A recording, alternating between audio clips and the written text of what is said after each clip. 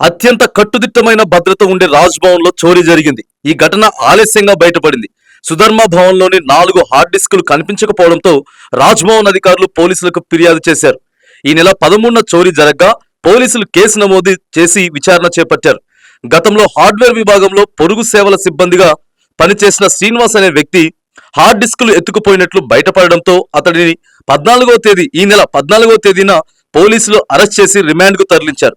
Hard డిస్కులు పోలీసులు స్వాధీనం చేసుకున్నారు. గతంలో నిందితుడు శ్రీనివాస్ పై ఫోటోల మార్ఫింగ్ కు సంబంధించిన కేసు నమోదు కాగా అతను ఈ కేసులో జైలుకి కూడా వెళ్లి వచ్చినట్లు సమాచారం అందుతా ఉంది.